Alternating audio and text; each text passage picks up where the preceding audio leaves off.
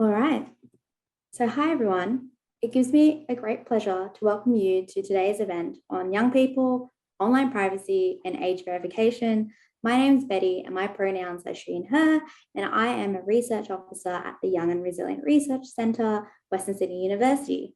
Now, I'm excited to be emceeing this event alongside the chair of the Young and Resilient Research Centre's External Advisory Board, Ms. Leslie Podesta. Many of you will know Leslie from her previous role as the former CEO of the Alana and Madeline Foundation. We will now begin today's proceedings with a Welcome to Country recorded by some of our Aboriginal students at Western Sydney University. Cue the video.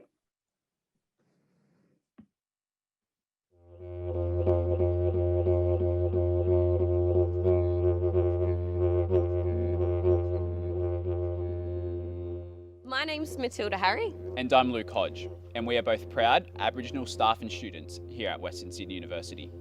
Together, we would like to acknowledge the sovereign custodians upon the lands of which our campuses stand. We acknowledge the elders, past, present and emerging, of the Darug, Eora, Dharawal and Wiradjuri nations, and we would like to thank them all for allowing us to continue our business and education on their lands. Western Sydney University is committed to Indigenous excellence and knowledges, as we aim to promote a strong network of Aboriginal and Torres Strait Islander staff, students, alumni, researchers and elders. We would also further like to extend our respects to any Aboriginal and Torres Strait Islander prospective students and guests with us today.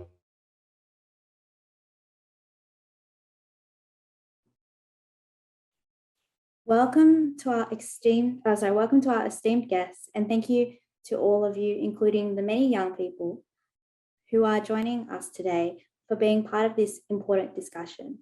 I highly recommend everyone to share what Indigenous lands they are from. Today, I'm coming from Dharawal country, and I would like to pay my respects to the elders past, present and emerging, and I highly also encourage everyone to put their preferred pronouns in your Zoom name. Okay, so we're here today to think through the implications of the Online Safety Bill for young people, which aim to strengthen Australians' online privacy. Following the roundtable submissions, the proposed legislation is due to go through Parliament early next year. So this is a good time to hear from young people and a variety of other stakeholders who are concerned about their privacy. Today, we are going to begin with a brief overview of the legislation by the Attorney General's Department, followed by a summary of the recent international research, which will be from Amanda third. We will then hear directly from a group of young people who have been looking closely at the bill and thinking about what it will mean to them. And last of all, a range of other stakeholders will share their assessment of the bill for young people in Australia and across the region. Feel free to send your questions via the Q&A function using the button at the bottom right-hand corner of the screen. We will be feeding these through to various panels throughout the event. This session will be recorded and we may share it on our website and via social media. Our event hashtag is #PrivacyMatters, so feel free to tweet about the event. Okay, so we have a lovely presentation by Dr. Amanda Third, and she will be going through a summary of the literature around this space. So Professor Amanda Third is a co-director of the Young and Resilient Research Centre at Western Sydney University and has led co-research with children and young people in over 70 countries to understand how they use technology and their key online safety concerns. So can we please welcome Amanda? Oh, thank you so much, Betty. It's wonderful to be here with everyone today. On behalf of Philippa Collin, my co-director at the Young and Resilient Research Centre, and myself, I also want to extend a welcome to you all today and thank you for your interest in these issues, which of course are making a really important impact on young people's lives. I speak to you today from the land that the Gadigal people have cared for thousands of years, and I pay my respects to elders past, present and emerging. Today, I'm going to share with you insights from a consultation that Lily Moody and myself led with over 700 children in 27 countries to inform the drafting of UNCRC General Comment 25 on children's rights in relation to the digital environment. And that's an instrument that can support us all, governments, private industry, parents, educators, and young people themselves, to interpret the Convention on the Rights of the Child for the digital age. In recent years, high-profile privacy breaches have focused attention on this critical issue of privacy in the digital environment. They've shown that while we often worry that children might expose themselves to privacy breaches, their privacy is also potentially infringed by parents and teachers, by the data gathering practices of their governments, and by commercial enterprises whose business models depend on collecting personal data. This potential is only intensified perhaps in the turn to data during the pandemic. In an interconnected world, privacy is vital to children's capacity to participate safely and to harness the benefits of being online. And yet policy and programming are yet to foreground and address children's privacy needs systematically. So what do children say about privacy? I want to just draw from that study we did on to inform the General Comment 25, just to share a few things that children around the world in different places are saying about privacy. So some of the constant trends that we're witnessing around privacy. Studies consistently show around the world that children care about and try to safeguard their right to privacy in the digital environment.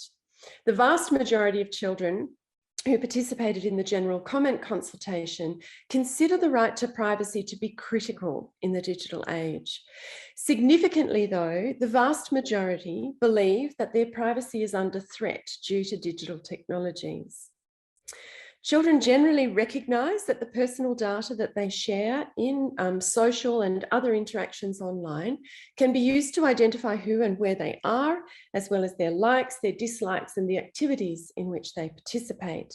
But they worry that this information can be misused by others, known and unknown to them. They're concerned that they have privacy and greater trust from what they often perceive as nosy or prying parents, and they worry about being hacked. They say that they feel comfortable sharing personal information with professionals where there's a duty of care or where they receive a professional service like going to the doctor or going to school. But less than 30% think that it's okay to share their personal data with private companies. Children are generally attuned to the potential for commercial entities to collect and use their data, indicating that there's the widespread contemporary concerns around commercial entities' uses of data are filtering down to children's thinking about privacy. Children worry most about their privacy on social media, followed by apps and websites. And some say they know that companies are collecting their data because they can detect the work of algorithms in the content that they receive. Even so, children are pretty savvy about privacy and security settings in general. The majority manage their privacy by adjusting those settings and being very careful about the information that they share. Even so, however, they don't always have understanding, choice, or control over how their data is being harvested and wielded, and many are worried about the implications. The vast majority feel concerned, confused, somewhat conflicted, and even outraged about how their data is, the collection of their data is impacting their privacy. And it's not just commercial entities they worry about, they also worry about how governments collect data and indeed how illicit others might collect their data. They're unclear about what data is collected from them in standard data collection practices, how their data is stored, who has access to it, and how it might be used. And they worry that this leaves them vulnerable. Some children worry that data can be used to manipulate users, reminding us that children's right to privacy is interconnected with their right to freedom of thought and their many other rights in the digital environment. Indeed, the Convention, we have to remember, doesn't have a hierarchy of rights. While children highlight that consent is critical to their privacy, they say that terms and conditions are highly technical and prevent them from providing meaningful consent for common data collection practices. But because commercial and government platforms are now so fundamental to their everyday lives, they're not about to stop using them. So what do children want? They're calling on governments, industries, educators, and the myriad adults who support and care for them to do the following. Firstly, stronger legislation or regulation to address how companies access and use their personal data. They want greater transparency from technology companies and others around the collection and use of their data. They are looking for us to provide them with child-friendly policies and terms and conditions. This is really important for them to be able to provide informed consent. And they're also calling for greater control over how their data is used. So they would like to be able to have a choice about when and how they share their data. Children are also asking for things like regular notifications about when entities collect, store, and use their data. Indeed, this young person calls for a monthly report. They're also asking for simple and accessible privacy settings. They say that still these things are not accessible enough to too many of them. They're also asking for privacy by default mechanisms. So making sure that when you sign up to a service, whether it's a commercial or a government service, that you have privacy by default, and then you can choose to share your information more widely. And lastly, they're calling for education about the strengths and limitations of existing privacy and security settings and other privacy features.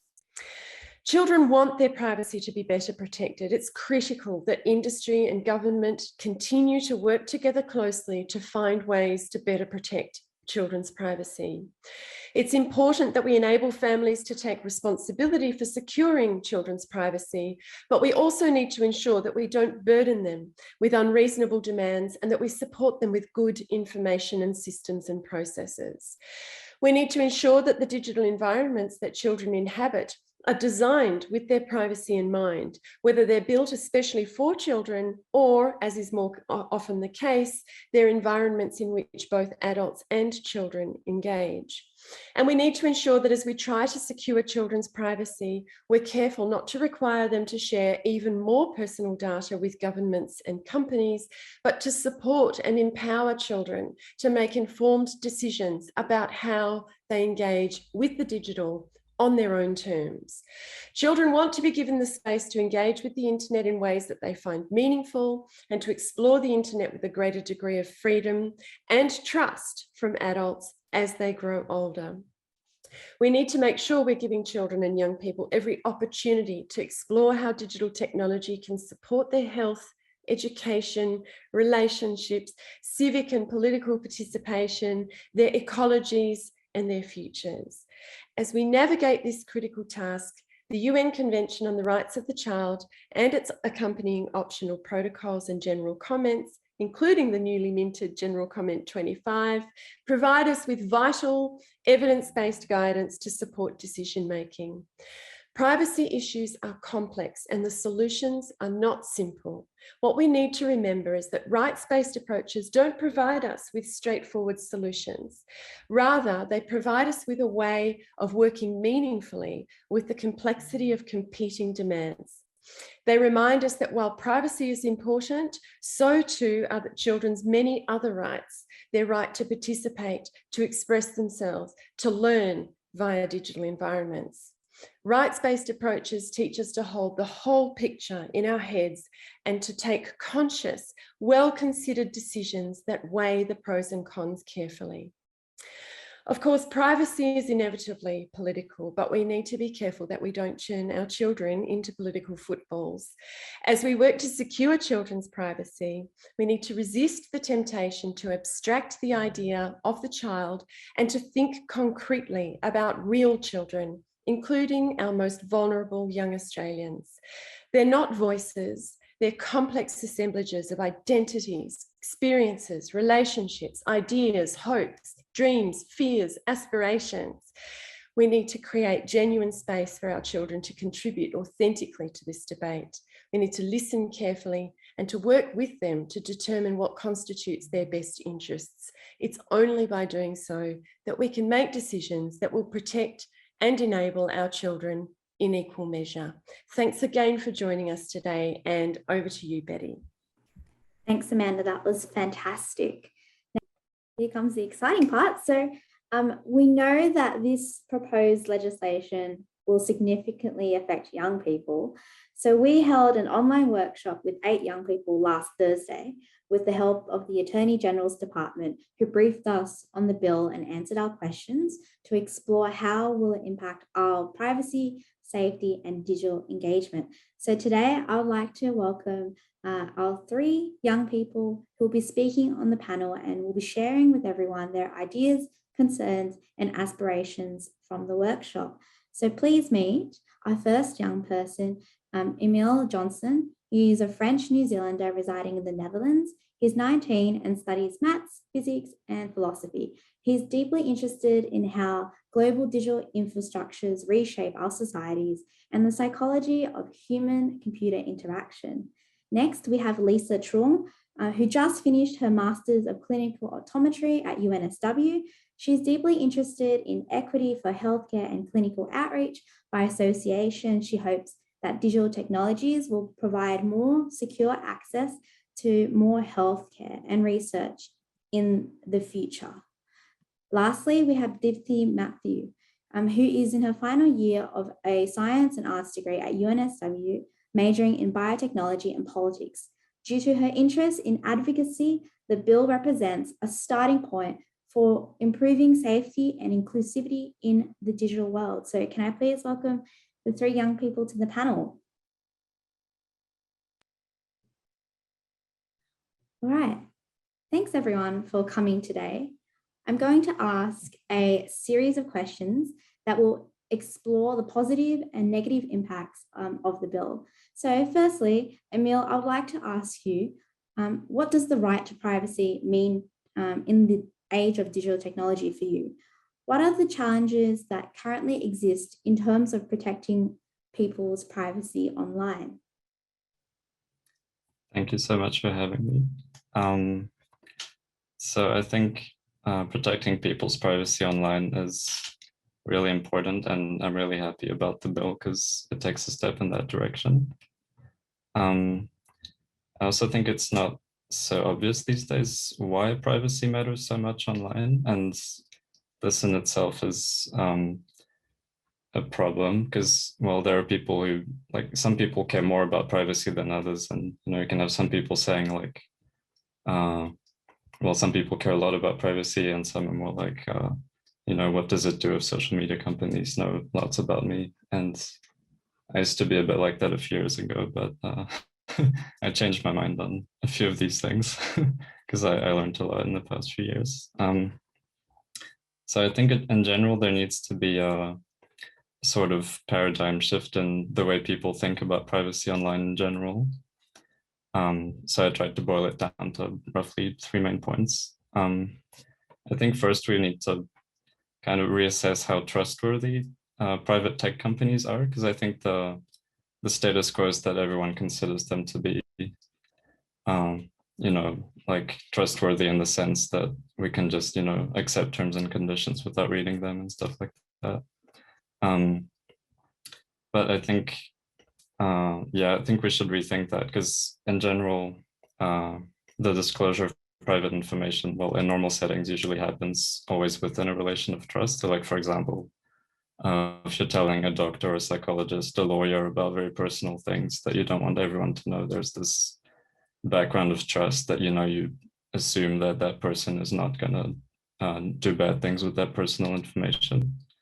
And online people are led into thinking that it's that kind of a relation that they have with tech companies. But I think this is mostly because we can't see anything happening. We only see what's presented to us on our screens, and that's all we know. That's all we're allowed to know. So we can't see what's happening to our data, what's being done with it. We can't even know which continent it's going to. And I think this is why we just assume that, it's going to be fine. And, we have a tendency to think that as long as it's not a scam and we're not gonna like lose money or something, then it's fine. But yeah, I think there needs to be a shift in this kind of thinking. I mean, I think first we need to keep in mind that tech companies always operate for profit, no matter how well-intentioned their employees are. It's still a money-making system, and that they always exploit the general lack of public understanding in how these technologies actually work. For example, you hear a lot of companies like Google, Facebook saying, we don't sell your data, but they sell behavioral predictions crafted from personal information collected from people. So is that really better than selling data? Secondly, I think we need to understand what kinds of things are being done with private information. So to look beyond, just what we're shown, first on an individual level and also at a societal level. So I think on an individual level, it's really important to understand how these companies can come to know us better than we know ourselves, and how they can influence us and manipulate us in ways that are still mostly misunderstood, I think. And also at the societal level, we need to ask ourselves, what kind of society is a society where private companies know everything about people and are free to infinitely manipulate us with the supply of personal information, and which direction it's going in?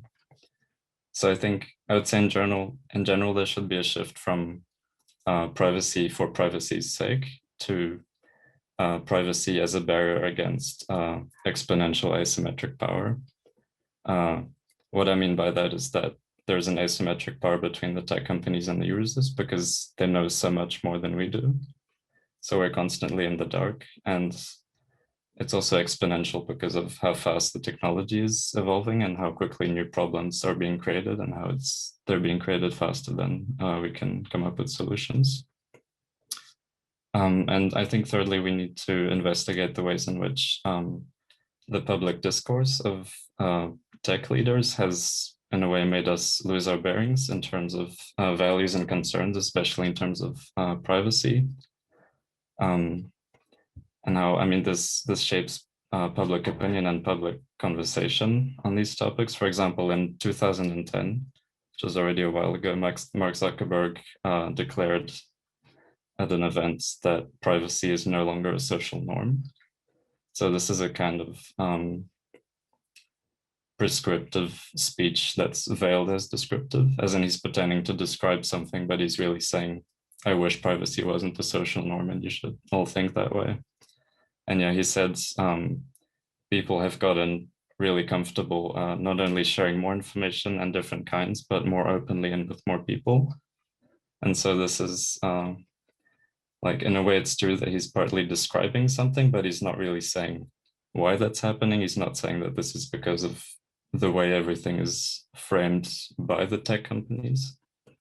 And so, yeah, I think it's really important to ask ourselves, what kind of perspective they're having and what their motivations are. For example, Shoshana Zuboff in her latest book analyzes this kind of discourse, and she defines a dispossession cycle, defined as 4 steps that are incursion, habituation, adaptation, and redirection. And I'm not going to give you all the details, but it's about, first saying something shocking or like shocking people. So everyone, people have values and those values are challenged. And then habituation. So it's like, just let the outrage kind of simmer in the background. And then adaptation. So like pretend that they're going to do something about it. And then a redirection to pull people's attention away from the problem. So in the end, they create a new problem without ever resolving it. And there's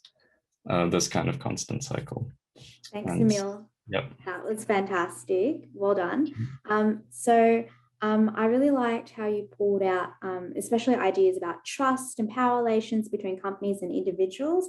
And I know that in the workshop that we both attended on Thursday, I know that other young people also highlighted the idea that the bill may be a little bit too restrictive for other young people, such as minority groups. But I will come back to this idea. So I'm going to segue it to Lisa.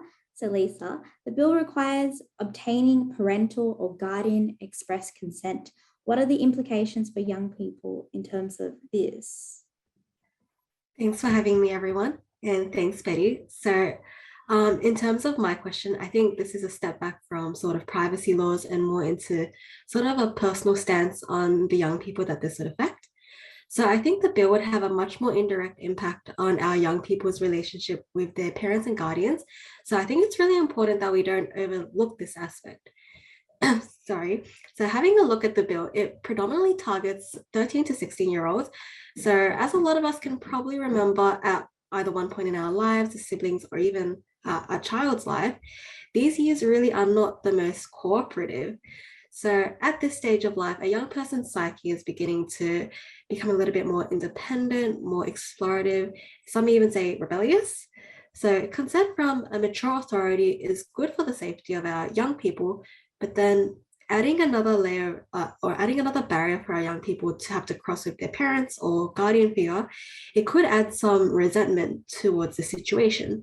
So it could feel like for young people that this may be like an attack on their independence or their autonomy, which could in turn lead to some residual bitterness towards their family, which isn't always a good thing at all. And you could think about people under the age of 13, so 10 to 12. I'm sure some of us know someone that has a social media or a TikTok under the age of 13. So what would happen to these people's social medias once this bill comes to pass? The worst thing we could do is scapegoat the parents and have the young people sort of blaming the parents for their loss of social media. But it's not all negatives. So the bill as a concept is very strong. It involves the parents and guardians potentially providing them with another layer of surveillance for their child. It can make it easier to monitor social media and how they're going in their use of screen time. So on the brighter side, this could lead to an opportunity for parents and young people to have a more sort of symbiotic relationship towards technology. So this could potentially maybe a growth between hopefully the young person and the guardian. Thanks, Betty. Thanks, Lisa. That was fantastic. I'm going to segue it to Dipti now. Now, Dipti, my question is actually in two parts. So the first part is, will the new legislation make it easier or harder for parents and their children to navigate the use of technology? Yeah, so I think in a best case scenario where there is a pre-existing positive relationship within the family unit and a positive relationship between the parents and the children, it would be possible to explore the use of the space together in a way that's safe and protects the child in a very critical stage of their development. But at the same time, if that relationship isn't there, it could add an extra barrier to accessing the internet, especially for culturally and linguistically diverse communities, migrant communities, things like that. And just parents who aren't generally tech literate in the same way that maybe their children are, it might just be more confusing and it might add additional impediments for them to participate in the same activities as their peers in the digital space, which is obviously not something we want for already disadvantaged groups to be further marginalized. Other communities like LGBT communities that are already marginalized in society, children that might be exploring their identity, the internet has really been, in my experience and from what I've heard from my peers, it's been a really good avenue to kind of explore those identities before they're maybe comfortable with sharing that with their parents, especially in terms of, the heteronormative society that we do live in. There's a lot of social repercussions that can come from that, and requiring parental oversight would kind of erode one of these key benefits of the internet and in terms of the anonymity that it provides. And that obviously doesn't start at 16. So there's a lot of unintended consequences that could result from that.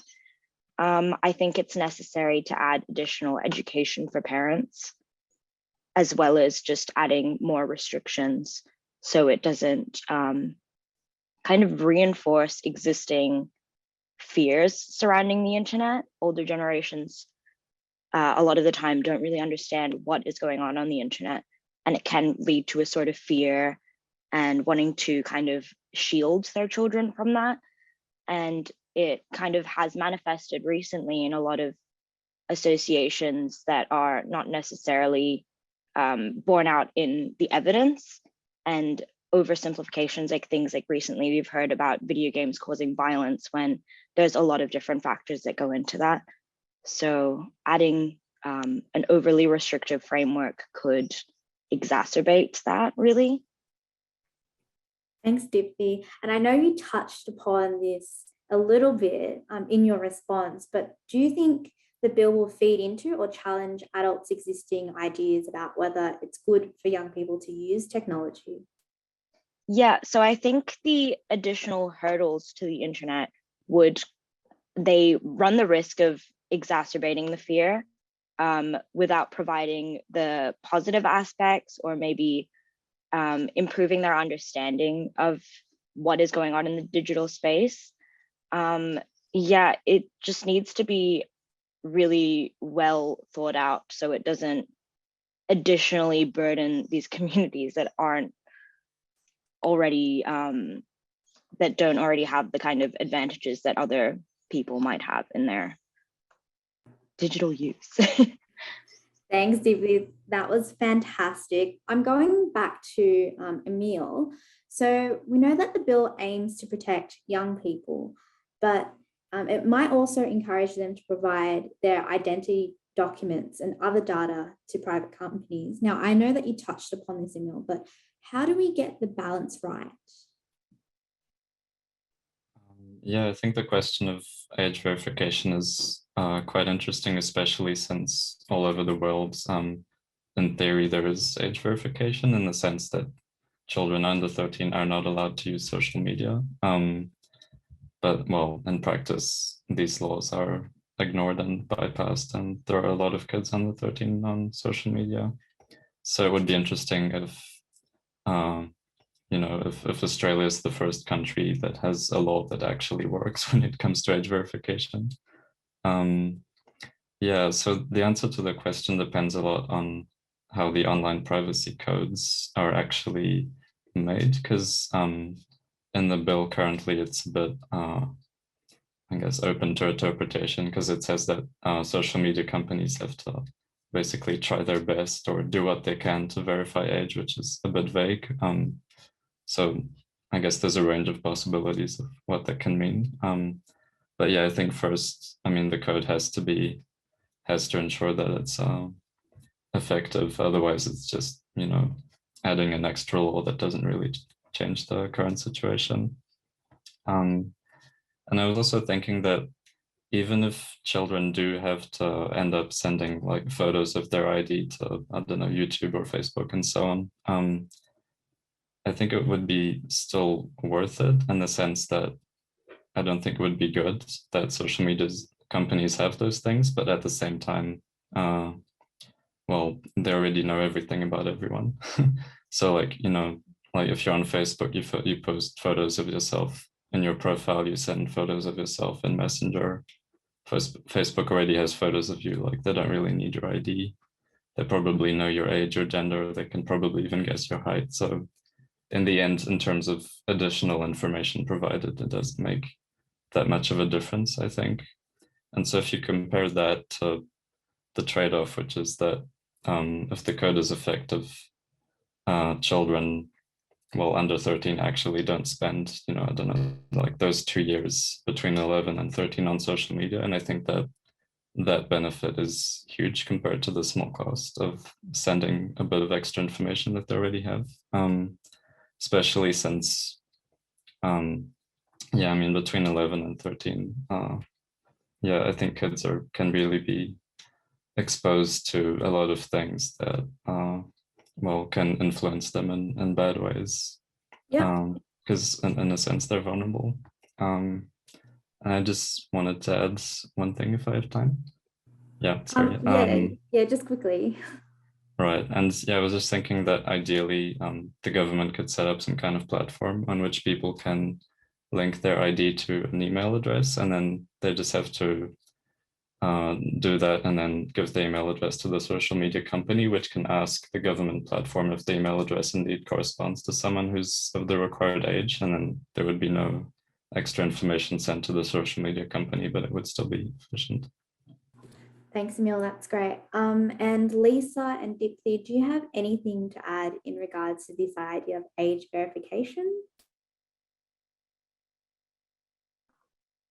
I guess it does feed into the stuff we were talking about before about additional barriers and hurdles. Having to ask your parents to join specific communities, letting them know that maybe you're interested in that could be a deterrent really to explore that and get involved. It kind of has to be really sensitively done.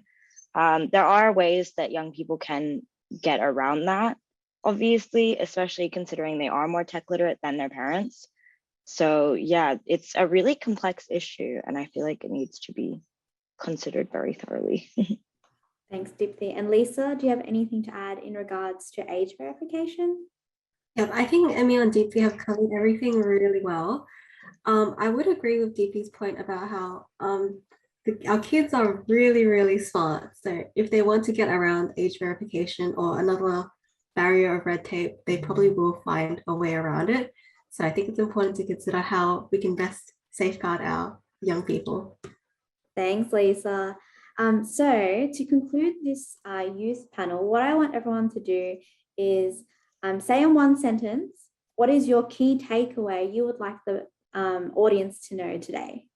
Starting off with maybe Dipti and then Lisa and then Emil. I think one of my key things that I would like to emphasize is the idea of like unexpected like consequences of the bill. Like, yeah, it's just any sort of legislation does have unintended effects, and we have to make sure it doesn't additionally impinge on the abilities of marginalized communities to access the internet. And yeah. Yeah, and for me, I think communication between all parties involved is incredibly important. So it's important for the young person to understand that this is definitely not an attack against them. It's to help safeguard their safety in the online space. And hopefully that can garner a closer relationship between them and their families as well. Yeah, for me in general, I would say that the new online privacy bill takes a step in the right direction by reasserting people's right to privacy and self-determination, challenging this asymmetric power relation between the tech companies and the users, and also protecting children who are more and more exposed to new and misunderstood kinds of undue influence. Yeah, thanks, Emil. And can we have everyone give them a big clap? So thank you so much, Emil, Lisa, and Dipti. Okay, and so I know that there are questions in the Q&A function. However, we will save them and we'll return to them later through the thing. So now we are going to segue to the Attorney General's Department for Julia's lovely presentation. So thank you, everyone. Hi, Betty, it's Julia here. Hopefully you can hear us. Unfortunately, I don't think you can see us though. We've got you. Oh, fantastic. Thank you so much for the introduction. I'd just like to acknowledge the traditional owners of the lands that we're meeting from today here in Canberra. So that's the Ngunnawal people, and pay my respect to their elders past, present and future. Thanks again for inviting us today and for taking the time to speak with us about the exposure draft of the online privacy bill. We've been spending the past few weeks meeting with a large range of stakeholders who have an interest in the bill, including the panel of young people that we have here today. So the feedback that we get from these consultations will be used to shape the development of the bill. before the legislation is finally settled for introduction into Parliament in early 2022. So speakers have already covered off on some of the detail in the bill, but I'll just do a quick recap just to bring it all together for people. So one of the key aspects of the bill is that it will enable the introduction of a binding online privacy code. The code will address a range of issues, including providing individuals with more transparency and control over their personal information online. So one of the really important objectives of the code is to increase privacy protections for young Australians. Both Amanda and our young panellists have already highlighted really well some of the benefits that social media and other online platforms can play, but also that many young Australians are concerned about their privacy online. So the online privacy code will require social media and certain other online platforms to do the following. They'll need to provide clear and simple privacy policies when handling personal information. They'll need to ensure that notices that explain how personal information will be handled are clear, understandable, current, and provided in a timely manner. They'll need to ensure that when they seek consent, that it's voluntary, informed, unambiguous, specific, and current. And the code will also enable individuals to request organisations to not further use or disclose their personal information with certain exceptions. Importantly, the code will set out how all these additional requirements will be met in relation to children. And in addition, social media services will be required to meet stricter requirements to do the following. They'll need to take all reasonable steps to verify the age of users, to allow social media services to identify whether the user is a child, that is someone under the age of 18, and to therefore apply age-specific privacy protections. They'll need to obtain parental or guardian consent before collecting, using, or disclosing the personal information of a child who is under the age of 16, and take all reasonable steps to verify the consent.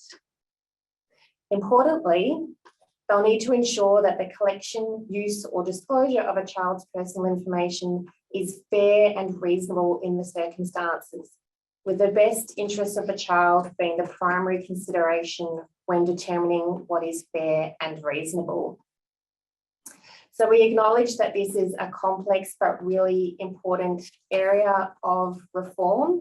We've really enjoyed hearing so far the feedback on the bill, especially from our young panellists, and we're keen to hear more throughout the course of the morning. Back over to you, Betty. Thanks, Julia. We actually have a question from the Q&A. So Sarah asks, who will have the mandates to oversee the implementation of young people's right to privacy and deal with individual legal cases? Is it the e-safety commissioner? Is it the children's guardian? Do you have any sort of guiding kind of answer for Sarah? Yeah, sure. So we have a privacy regulator here in Australia. It's the Office of the Australian Information Commissioner, and they will basically be the regulator of this code. So if there's an alleged breach of the code, that will be a breach of the Privacy Act, and the Information Commissioner will be able to investigate it and take action. Thanks, Julia. And we also have another question from Tamar. So what mechanisms is imagined to verify a children's age or get their parents to consent without handing more information to platforms? Yeah, that's a really fantastic question, and we're getting lots of feedback on that specific issue. I'll just hand you over to my colleague Isabel, and she'll just highlight some of the things that people have highlighted with us about how that could happen. Thanks, Julia. So we have heard from various social media services about some methods to assure the age of users that they are developing or already have in place. So a main one is the use of artificial intelligence. So by looking at how a user utilizes a platform, social media services are able to place a fairly good estimate of someone's age. And they do so by looking at the pages someone likes on Facebook, for example, and they can cross-reference birthdays too. So if someone uses multiple platforms that are from the same organisation, it might put up a ping if they put different birth dates in each platform, or they can use mechanisms such as just asking a user to verify their birth date at a later date to ensure that it's the same age that they put in when they signed up to the platform. However, we are aware that this is a technology that is emerging, and we expect that in the next couple of years, there will be more and more methods available that will be privacy conscious.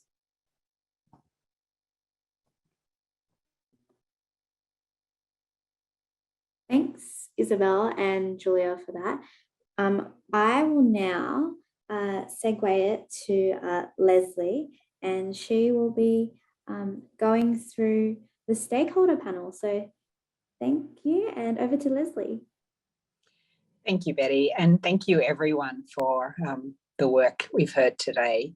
Julia and team from AGs, it's really helpful to have you here, and I know there's a lot of questions and a lot of interest in the legislation. I particularly want to pay tribute to Emile, Lisa and Depti for the really thoughtful work and observations that they made today. This is a nuanced conversation, and having the views of young people is critical, I think. And it's worried me that we've heard so little opportunity, had so little opportunity to have the people who are going to be particularly affected by the legislation being able to be heard and consulted. So we know that securing the privacy of young people is going to take a really coordinated cross-sector effort. We heard the really strong messages from young people today and the research around children that privacy really matters to young people, and they want child-friendly and young people-friendly legislation and efforts. In recognition of this, so we've today invited a variety of stakeholders from across corporate, not-for-profit and youth advocacy organisations to share their analysis of the strengths and the limitations of the online privacy bill. I hope everyone takes the opportunity to listen carefully to their observations. So I'm delighted to introduce the panel. It's Sarah Davies, who's the CEO of the Alana and Madeline Foundation. It's an Australian charity working to keep children safe from violence, has a particular strength in online privacy and children's safety. Ms. Sunita Bose, who is the Managing Director of Digi, it's a not-for-profit industry association which represents the digital industry in Australia. Margaret Sheehan is the CEO of Child Fund Australia. They have a large suite of policy and program responses to improve child online safety across Asia and the Pacific region. And Samantha Floriani, who is a leading advocate for digital rights and the Program Director at Digital Rights Watch. Hello. May I please start with Sarah Davies. Sarah, first question to you, please. Sure. The Online Privacy Bill proposes that digital platforms operating within the future Online Privacy Code should consider the best interests of the child as the primary principle in relation to collecting, using and disclosing children's personal information. What would you say is the best interests of the child? What does that mean? Nice, easy question to start. Thanks, Leslie. Look, I would also like to just acknowledge the previous panel. That was fantastic, guys. I really enjoyed that and learned a lot, which is really important. So thank you very much.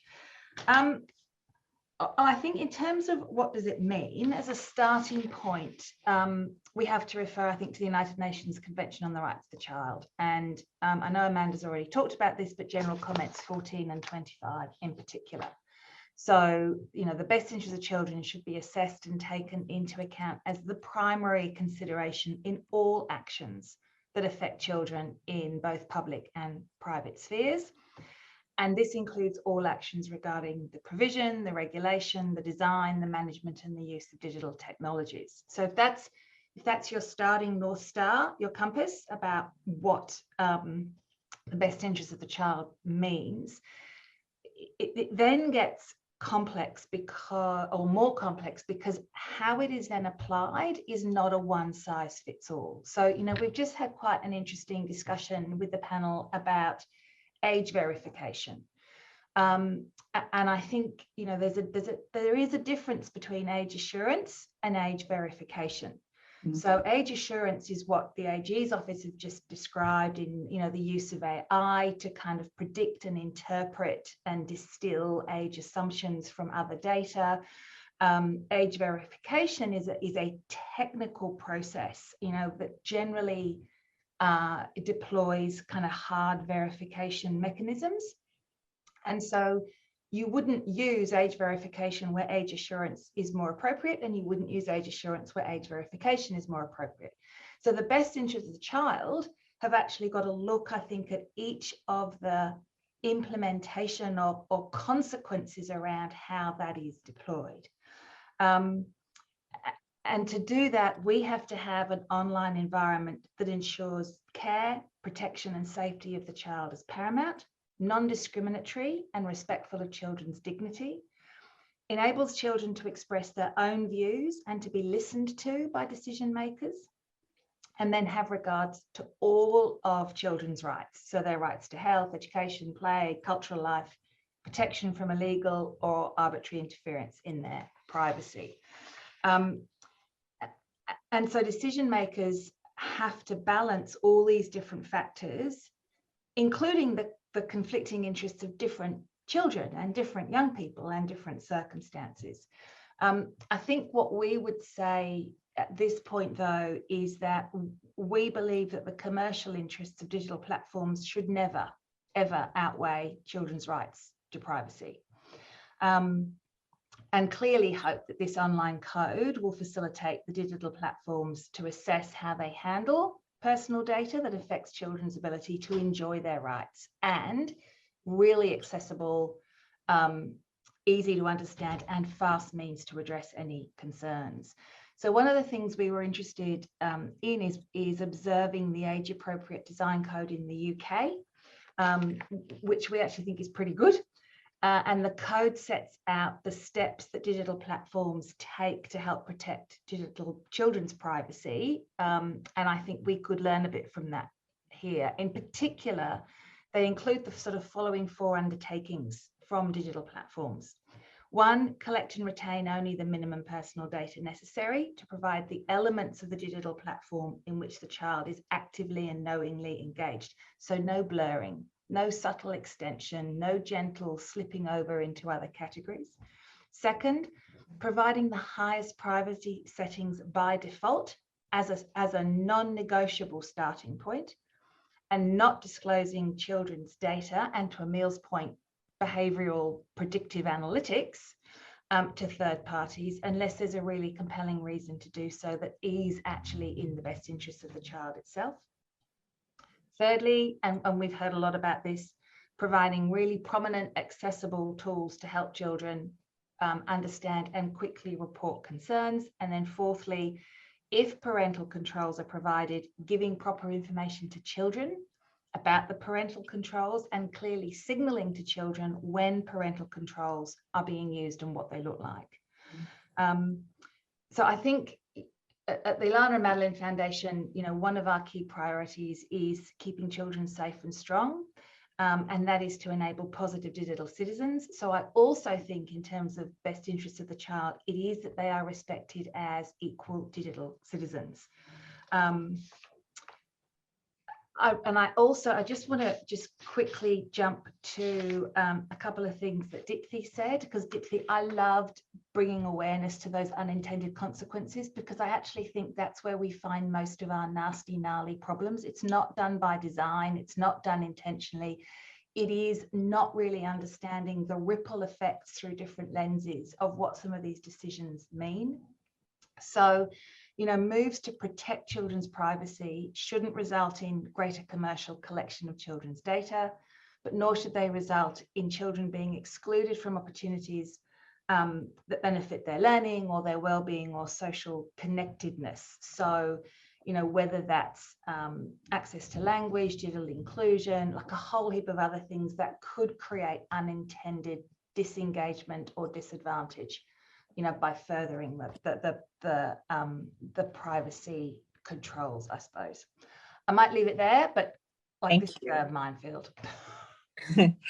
Sarah, no, thank you. And, you know, that's a really thoughtful and expansive kind of view around it. I agree with you. I think the points that Dipti raised around the unintended consequences are so critical for us to address. And it's why bringing together this coalition of people around trying to address this, I think is going to be so important. We need to listen and we need to make sure that doesn't happen. I do have one other follow-up question for you though. So legislation always matters, and, you know, it helps create the frameworks and the train tracks on which we work. But what other interventions are going to need that we need to do so that young people can thrive on online and in the digital world? It's not just around the legislation, surely. What else is there? Look, absolutely, Leslie. And look, if you think, I mean, the way I think about it is the legislation is kind of your basic platform, your ticket to play, to exist in this space. But actually, meaning, fulfillment, well-being, positive digital citizenship comes from actually all the other things that also need to be invested and built and cared for and curated. So we need to build strength in our schools, in our early childhood settings, in our families, in our support services, and through kind of our community infrastructure. In our experience, families and educators are really keen to learn more about how they can support children and protect their privacy online. But we know that many parents and carers have, and we've heard this from the panel again, limited skills and knowledge and confidence themselves to do this. So, you know, the Consumer Policy Research Centre found that most Australian adults don't understand what happens to their own personal data online. So how on earth can they safeguard their children's? And again, to the unintended consequences point, you know, there are particular challenges for Australia's most digitally excluded and disadvantaged families. And the danger is this just continues to compound that. You know, our annual Digital Inclusion Index shows that digital ability, affordability, and access of Australians is improving, but it's not even. Australians who live in rural and remote areas, or who have a disability, or who live with low income, low levels of education or unemployment, vulnerable young people who perhaps are in the out-of-home care system, and I noticed there was a comment in the Q&A about that, are at a much, much higher risk of not thriving in the digital world. So we do a lot of work with schools and communities in this space, and we know from our eSmart school advisors who provide the support to educators that the digital demands of the last 2 years around COVID and remote learning has hit these families and communities particularly hard. Yep. So we need to strengthen that support. We need educators who have skills, capacity, network to build overall digital intelligence across all of the school communities, students, parents, and teachers. And it's our observation that schools are more likely to be engaged with new developments like this online privacy bill and to actually get on the front foot in planning their response, which is what we need them to do, if they have positive long-term relationships with trusted providers in the fields of digital literacy and cyber safety. It's really important that we invest in our sort of community professionals, youth workers, allied health workers who support Australia's most vulnerable children and young people. And similarly, supporting families, carers, parents and communities to understand, engage and be deliberate and informed in their choices and behaviours. And we know that most parents and carers, or many parents and carers who have limited skills and confidence themselves, rely on and look to trusted educators to provide this. Yeah. So in short, yes, need to put children first, recognise the particular importance of digital technologies to their lives and their unique characteristics, vulnerabilities and experiences, and build out that social infrastructure, all those capillaries that wrap around and underpin mental health, well-being, positive digital citizenry to encourage children to flourish. So the bill is your ticket to play baseline platform. We need all that colour and flavour and capacity in community. Yeah. Thanks, Sarah. I think I agree with you. I think that the last 2 years have shown everyone that the capacity to be able to engage meaningfully and respectfully and responsibly means that we need to completely rethink the skill base that we need. It's no longer enough to think that the early years teacher who's really good at posting on Facebook is also going to be your digital provider within your service. But, you know, that's what we've had as a default. Sunita, I'm going to throw to you now. Sunita is the Managing Director of Digital Industry Group. I am sure that the sector has a number of questions and a number of comments, and we're really keen to hear from the industry perspective, what do you see as the priorities around driving the online privacy legislation in this country? What should be the priorities behind this? Yeah, thanks, Leslie, and thanks to the Young and Resilient Centre and to the young people who shared their perspectives today. I found it a really useful conversation. I've been taking copious amounts of notes here, and I also want to begin by acknowledging the traditional owners of the land in which we meet. I'm coming to you from Gadigal land. Yeah, so as you mentioned, Leslie, and we're a non-for-profit industry association. We work with large technology companies and small technology companies, Australian and global, of varying sizes on issues of shared public policy interest. And a big focus for Digi is around online safety and privacy. And so we try to sort of, advocate for, I guess, common sense kind of policies that work with the way that, platforms operate and the way that people are using their platforms. And so this has been a really helpful and informative conversation for us. The question was around what should be the priorities when it comes to online privacy legislation. And I'll just say from the very outset that Digi is extremely supportive of privacy reform in Australia, and we're really supportive of privacy protections for young people in particular. Now, in relation to that, I guess when we're looking at privacy reform in general, and, it'd be good to zoom into the age verification questions later, but, we really think that privacy reform should be economy-wide. And I think that's because as more and more companies digitize and use data and use software, it becomes harder and harder to say, oh, this is a tech platform and this isn't a tech platform. Actually, technology and data and software are being used economy-wide. And so I think, to come back to, I guess, what Sarah was saying around those baseline protections, economy-wide privacy reform is a way for consumers to know, whether they've read the privacy policies or not, that there are certain standards that will always be there, whether they're using an education technology platform, whether they're engaging with their bank, whether they're engaging with a social media service. So I think that's a really important piece. And, as was mentioned at the beginning, there is this bill being advanced, but there's also a wider privacy review happening at the same time. And I think there's a real opportunity there. And I think if we take that bigger picture, then there's this opportunity to sort of standardize the protections we want to encourage and really focus in on how we restrict the practices that we think carry the highest risks.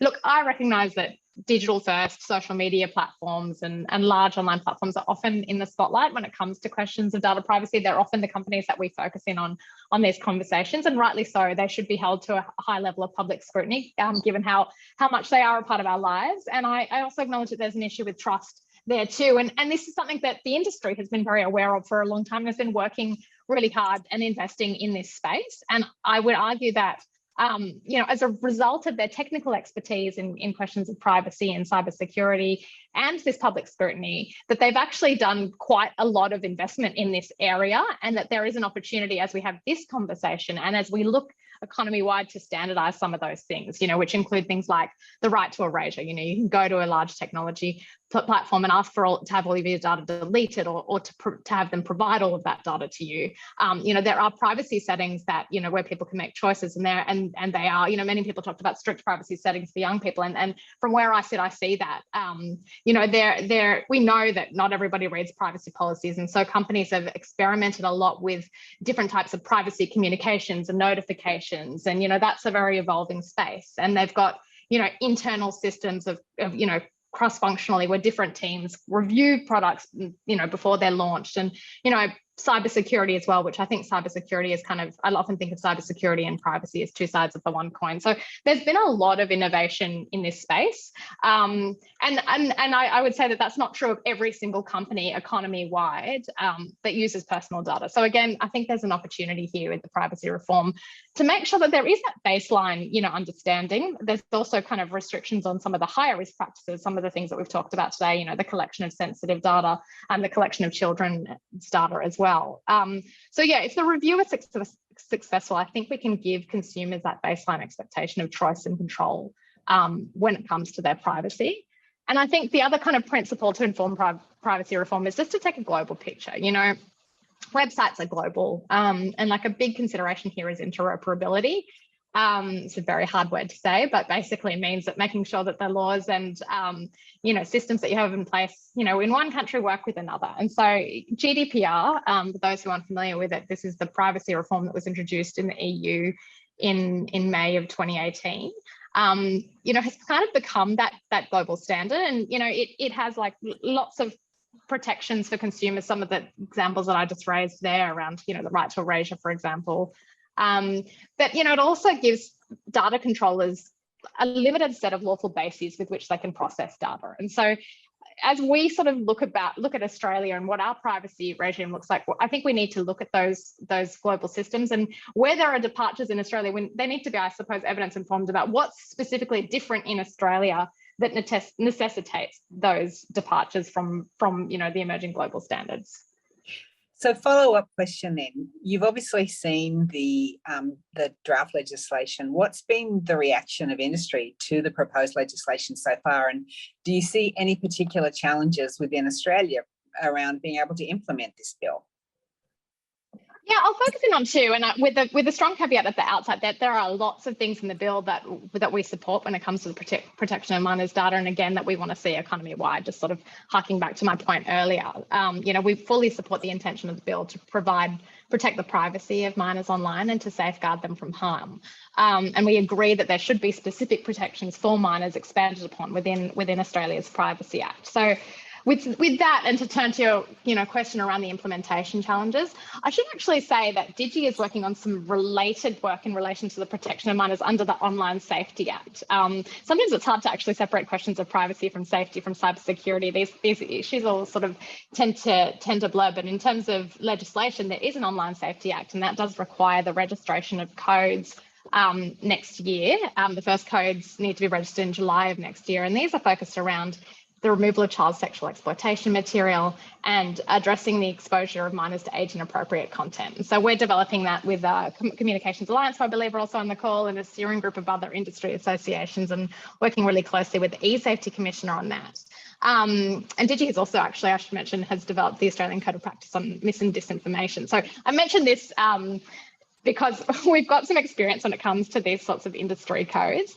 And one of the things I guess I'm worried about with this, you know, this bill, as we've mentioned, you know, it puts forward the need for a code to be developed, but it's happening at the same time as a privacy review. The code needs to reflect the Australian privacy principles, and you know, we're concerned that while the review is taking place and those privacy principles are going to be revised, it makes it challenging to develop a code, you know, that's built upon foundations that are in flux. So that's kind of, I guess, the first implementation piece that I would just raise, just to put that out there, but obviously the biggest concern, and the one that I think Vicky and others have really spoken about, so I won't belabor the point, but I think the biggest concern for us is around the focus on age verification, because there's a real tension here, you know. Obviously, to verify age, you need to collect additional information from users. And, you know, there's a challenge there, I guess, for industry, because, you know, they run counter to the universally accepted privacy practice of data minimization. Data minimization requires service providers not to seek to collect data beyond what is reasonably needed to provide the good or service. I think Sarah touched upon some of these issues. And, you know, this actually forms part of the existing Australian privacy principles. And I would just echo the points that Sarah made around the language. You know, age assurance, just for clarity, is the umbrella term, and age verification is one method of age assurance. And so, you know, Sarah mentioned the UK's code, and, you know, that uses the language of age assurance. But what's concerning to us is that the bill uses the language of age verification. And, you know, this is arguably the most privacy intrusive form of age assurance, because it generally does require some form of identification.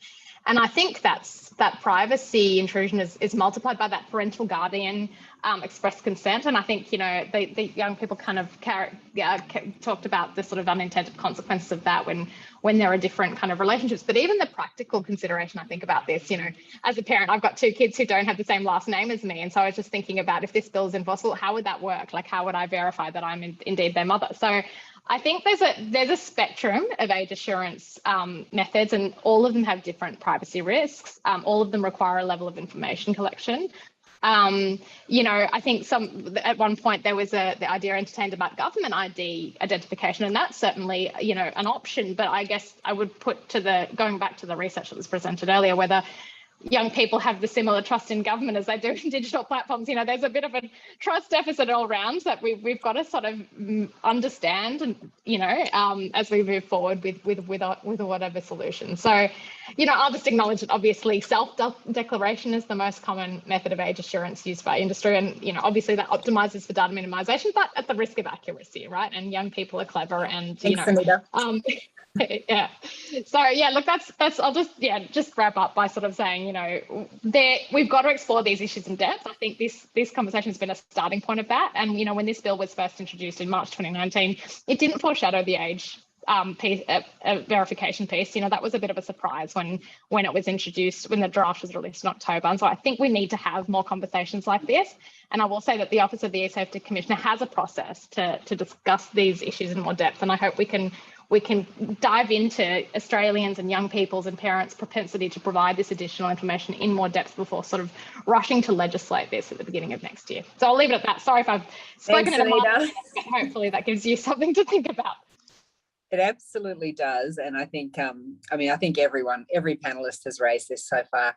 The age verification issue, I think, is for me as a parent, again, the problematic issue. And it was a surprise, I guess, to see it in the exposure draft. And one of the reasons that we decided to pull this together so quickly is we felt that we really needed a broader platform of people talking about this and what are the potential positives and implications of it. So it's been great to get some of that perspective today. I'm really conscious of time, and I don't want to cut anyone off because I think this is a really rich discussion, but I'm just going to ask everyone, we have to move on as fast as possible. I apologize. Samantha Floriani is from Digital Rights Watch, and she's going to give us some really important perspectives. Samantha, can I start with you about, look, the bill aims to improve privacy protections for young people, specifically with regard to social media platforms. I want to know from you, from DRW, how effective do you think the proposals will be? So there's no doubt that we need to improve privacy protections in Australia. I don't think anybody is questioning that. The Privacy Act is clearly not fit for purpose at this point in time in the sort of interconnected world that we live in. And there's also no doubt in my mind that social media platforms have a lot to answer for, and that young people are, of course, one of the more vulnerable groups for misuse of their personal information. Many of the harms that are caused by social media are a result of very data extractive, surveillance-based business models. And so these models rely not just on collection of immense amounts of personal information and other information, it's also how they use it. It's how they use predictive analytics, it's how they use increasingly sophisticated methods of machine learning and deep learning in order to be able to target us individually, to be able to, conduct hyper-personalization, to shape and curate and manipulate what we see online. We've seen plenty coming out in the media in the last couple of months that has really highlighted how this can be really, really harmful, in particular for young people. So there's no doubt about that. So for many people, those kinds of things don't immediately strike them as a privacy issue. The idea of like algorithmic harms and things like that. But at the end of the day, that's how these platforms are using the personal information and in turn creating these kinds of harms. So we obviously need to do something about it, but these issues don't stop once people turn 18. And so while I absolutely respect and empathize with the desire to create increased protections for young people, my sort of overarching concern is that a lot of what is happening in this bill doesn't really do a lot to address those underlying business models that are perpetuating harms online that, of course, disproportionately impact young people in lots of circumstances. But like I said, they don't stop when you turn 18. I'm also particularly concerned about age verification, which I will get into in a bit. But the OP bill, the Online Privacy Bill, contains a number of proposals that mirror what's happening in the Australian privacy principles. As Sunita kind of alluded to before, it's kind of based on the Privacy Act, which is in flux at the moment. As I said, the Privacy Act has a lot of shortcomings. And so I'm deeply concerned that we are creating an additional framework that kind of creates a two-tiered system of privacy regulation, where you've got some organizations, needing to follow the code, some following the Privacy Act. It kind of creates this, in my opinion, overly complicated framework based on the privacy principles, which we have seen are not cutting it in these circumstances. So one example that I think is really important is the definition of personal information. Plenty of the harms that social media companies are able to perpetuate are a result of not being captured by the Privacy Act at all, because the definition of personal information is so narrow. So all of these kinds of algorithmic harms can kind of weasel around that, because they're not specifically like falling under that definition. So I am concerned that we are, losing sight, well, we can't see the wood for the trees, essentially. We're losing sight of the bigger picture here of how we can deal with these very real and very significant harms by, focusing in on one particular area for one particular cohort. Right. That's really, the duality is an issue, I think, absolutely, that we need to unpack, we need to understand better, because I agree there's going to be confusion. I want to get your view on the requirement for social media platforms to conduct age verification in order for young people to access the services. So tell me or tell all of us, what are the implications of this for young people? And to what degree is anonymity important? Yeah, so this, I think I'm echoing a few people in the room here, that this age verification issue or age assurance issue is really kind of the key thing that has arose in this bill. So, while I appreciate the intention to offer increased protections to young people, I think in doing so, in this sort of need to differentiate between users, we're creating additional risks, essentially. Digital Rights Watch is deeply, deeply concerned about the requirement for social media services to have to verify the age of individuals. And that's for kind of two key reasons. Firstly, age verification is inherently privacy invasive, at least the approaches that we currently have access to at the moment. And that undermines the entire objective of the bill. We can't protect privacy by incentivizing more privacy invasion. It doesn't really make a whole lot of sense. Even when we talk about age assurance methods, where we're using sophisticated artificial intelligence and machine learning or linking across platforms, that does not reassure me that we are actually pushing back on some of the more harmful approaches of social media companies. We don't want to be encouraging them to do more of this kind of privacy invasive practices. So, very concerned that it compels social media companies to collect more information. A lot of time and research and consultation has gone into age verification as an issue over years across various branches of government and overseas, and we're still yet to come up with a good option. And so I think that it's quite concerning to push forward with this kind of legislation when we still don't really have a good solution to the problem. So I would say it works in favor of data-hungry platforms too, to be like, oh, we'll collect some more, just keep doing some more. So that's the first issue. The second is age verification and the requirement of parental consent. Again, does nothing to change or challenge those underlying business models that are really causing the harms that we want to solve. So I feel like we're getting a bit distracted by age verification and focusing in on that rather than the underlying models that are causing much more harm. And then finally, I know we're running out of time, so I wanted to touch on anonymity and how this kind of fits within a broader landscape, if you will. There's a lot happening in the online safety space, as Sunita mentioned before, and also with the anti-trolling bill, there's a few things happening that are all kind of edging towards a reduction of online anonymity and pseudonymity. And so all of these things start to kind of piece together, where there is an increased expectation for social media platforms and other online services to be able to identify or verify age of their users.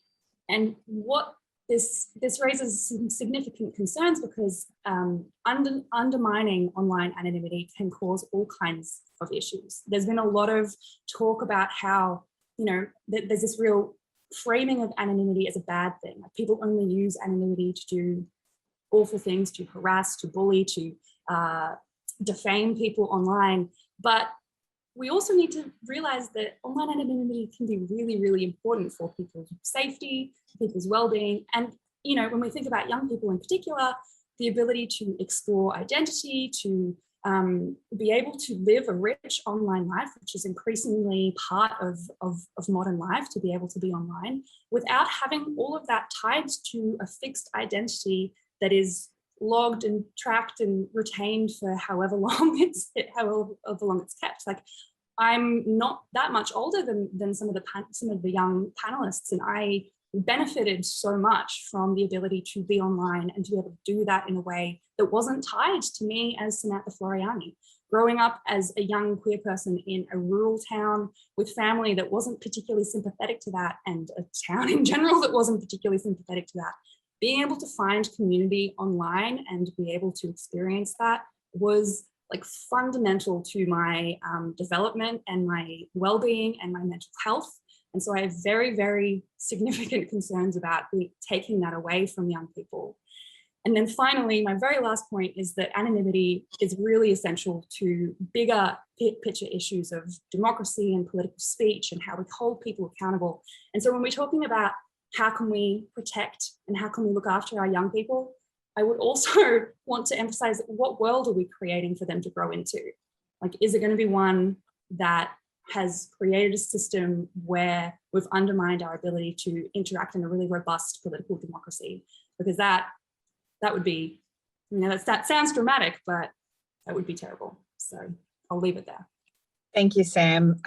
You know, really, really relevant points around this discussion. I'm going to introduce our final speaker. Margaret Sheehan is the CEO of Child Fund. And Margaret, I'm really thrilled that you're able to join us, because one of the things that always worries me when we talk about this is that we think about ourselves from the privileged position of living within Australia. I often ask myself what makes Australia so special when we talk around why this legislation is us. And I'm really keen to get from you that broader perspective around countries in our region and what potential impacts this might mean around children and young people in our region. Can you tell us first why you think the proposed legislation is so important for young people in the Australian policy context?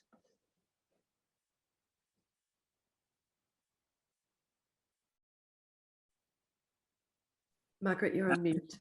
Yep, unmute and put Okay. video on. My video's on though? Yep, you are. There you Okay. go. All right, thanks. And look, thanks. The panelists have discussed lots of the core aspects, so I'll try and be very brief. I'm aware of what the time is, and I'm not a young person, I'm an older person. So I'm very happy for them to have the space. But I think it's very important, I think, in Australia. On one hand, when I look from a development perspective, it looks like Australia's been doing a very good job, and that we've contributed to good practice in the region. And so we could be forgiven for thinking that we're broadly on track. But I think clearly today people have made the case that there are numerous actors that are collecting data from young people, and hundreds of data points by the time, you know, they're in their teens. And that there's a clear power imbalance between that push to capture and capitalise on greater amounts of data and young people and their families' ability to protect themselves. So I think it's very clear that there's a need for it in Australia. I think that the points made by Emile and Deepthi about age verification, but also that it's important that I think that there's a child rights perspective, and currently in Australia, there isn't an overarching domestic framework that allows really the interpretation of the Convention on the Rights of the Child. So we need to, I think, and this legislation allows us to look at some of that framework, I suppose, and explore how we can protect children from, say, content, contact and conduct risks, but with their right to information and freedom and expression and participation and privacy. And that point that's been raised by a number of people. I recall it, in Manila, particularly, and in the Philippines, where there were age and parental verification needed for young people to get HIV testing, and the outcomes were extremely detrimental. So we do need to be careful going forward that we don't, by mistake, end up with something that will restrict, and particularly, of course, those that are the least powerful, those that are least able to access online support, the bigger digital divide question. And we don't want that to be an outcome, I think, of the legislation. Right.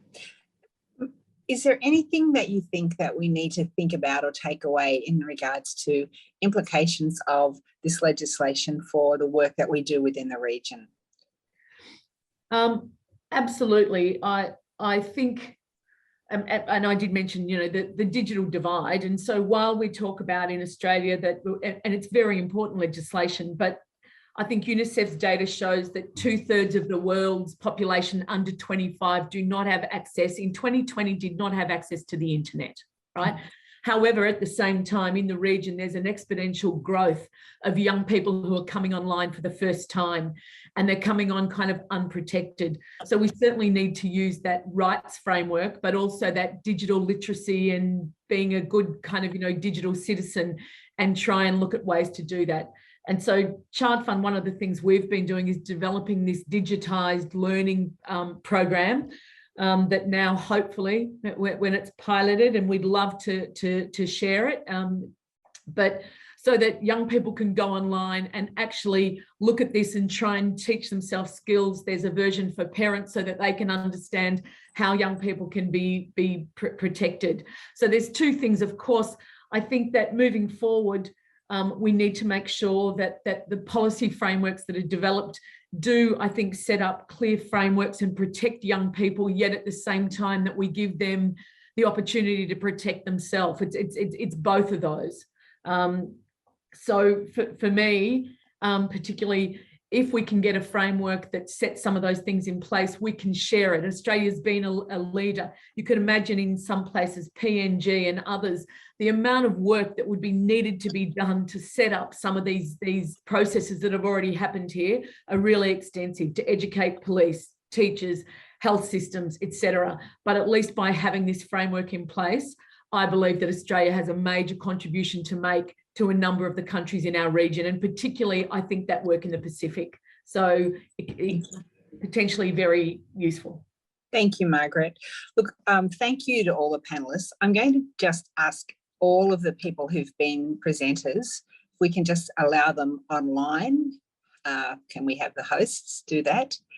And we have a short amount of time for any specific questions for our panellists. So can I please ask Emile, Lisa, Deputy, Julia, if you can join now with our panellists. And if there's any questions, I'm going to just open the Q&A and check if we have any particular questions that people would like to ask.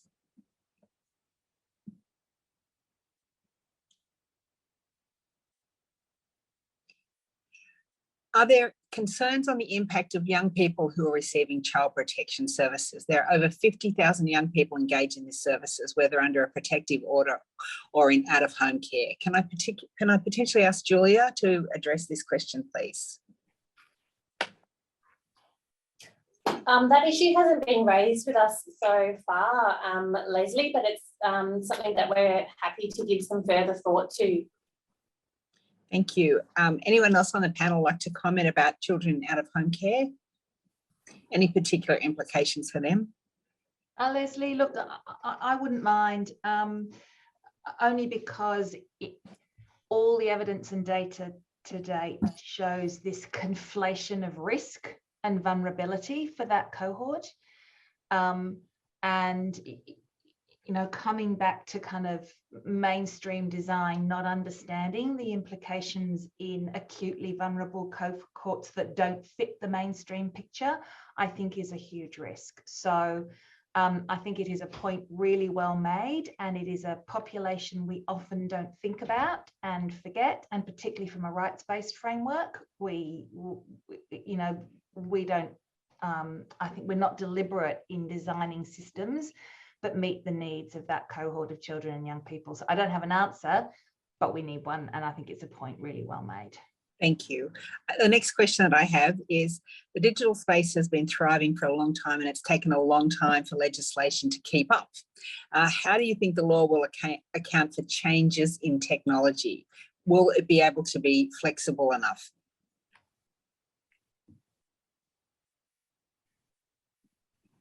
Leslie, is that a question for AGD? Yeah. Yeah, so the Privacy Act is very principle based and is technology neutral. So it's designed to, I guess, have longevity. The code will be able to be amended in the future. So if over time the code becomes outdated, then it can be changed. So there is that flexibility with the legislation and the code that will be developed under it. Thank you. Would anyone else like to comment? I'd just maybe like to comment that we'll just have to be incredibly vigilant, I think, and we'll be needing to reach out to young people and to INGOs and NGOs and groups that have got something to say, because we know that things will move quickly, and in the same way that things change over time, people find ways to get around or to make things more or less accessible. So, and with all due respects, sometimes policy change is slow. So on an area where technology, where it's moving so quickly, I think that there'll have to be a vigilance and an expectation that this stuff is reviewed all the time. Thanks. Yeah, can I also add, Leslie, I think that we have to be a bit careful not to look at the noise of the technology and not underlying principles. So, you know, we talked about the best interests of the child. We have to pin this on the United Nations Convention of the Rights of the Child and those fundamental underlying principles, so that, in fact, regardless of the technology or the characteristics, those core principles matter. So I would say the rights of the child, you know, an example would be, we have a really strong framework in Australia for child safe organisations. That framework should be the same whether it's online, offline, and anywhere in between. So again, the things that we already have that are rigorous and principle-based and evidence-based should be applied across all domains. Similarly, the concept of safety by design, right? So it's not a different concept, it's just applying it everywhere. It's not that this is a different realm.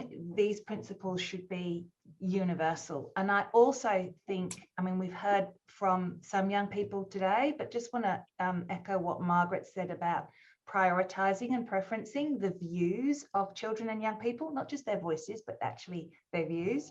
And also the experts around them, the Children's Commissioner. So the Children's Commissioner should absolutely have a role in this, the Information Commissioner. So I think let's not forget about those underlying core pillars, regardless of the realm. Absolutely. I'm going to go to the last question, if that's okay. How many young people have been directly consulted on this legislation?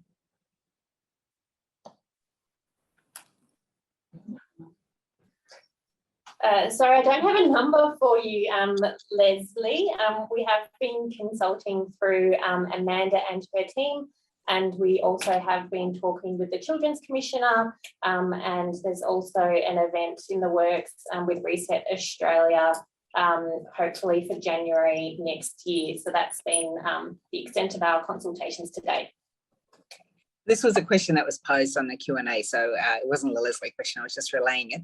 But I think it was a good question to finish with, because today has been really helpful, I think, in amplifying the complexities and the nuance that's going to be part of finding a solution around children's online privacy and young people's participation and privacy. Look, I'm going to wind up now. I want to thank a few people, and I also want to talk about some of the next steps. So thank you to the panelists, for Emile, Lisa, Deputy, Sarah, Sunita, Samantha, and Margaret. Thank you, Julia, the team from AGs. We really appreciate everyone's contribution today. I am so conscious that this is so close to the end of year break, that people are racing towards immovable deadlines all across the place. So the fact that nearly 100 people said, yes, this is important, I want to join, I want to be part of this conversation, I think really waves a flag about how important this is. I also think that today what we heard was that there is a lot of concern around the potential unintended consequences, the issues of anonymity, that the age verification issue raises a lot of questions that we need to have a lot more conversation about, a lot more understanding about. Thank you to everyone today who started this conversation in a more in-depth way. We have to see it going. I think that's really critical. I want to give a special thanks to Betty Nguyen and Jacinta Sassin for coordinating all of the engagement with young people around the privacy legislation and for supporting the events organisation. I think all of us will agree it's been just so wonderful to be able to be led in this conversation by young people themselves. A special thank you to Elise, Sally, Nukti and Deb Blackmore for all the organisational and logistical support for this event.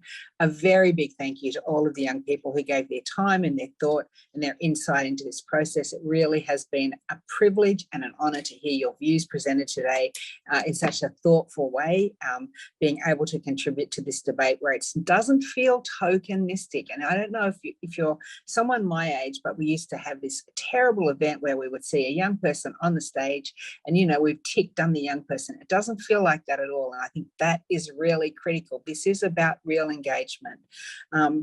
We would share a link to the recording of this event early next year, but please feel free to be in touch if you have any follow-up questions. Young and Resilient will be kicking off a major project on young people, privacy and consent in the digital age early next year. This is going to continue to be a critical part of our work, so please stay tuned for more. On behalf of all the co-directors and the Young and Resilient team, thank you. I think today is a really good example of why we exist. We work to collaborate across the space to make sure that the voices of young people are heard, listened to and respected. This was a milestone event from our point of view. AGs, you keep working with us, I know you will, and all of the people on our panel, thank you so much. Terrific engagement, terrific insights, and the beginning of a much more complex discussion, I think. Thank you.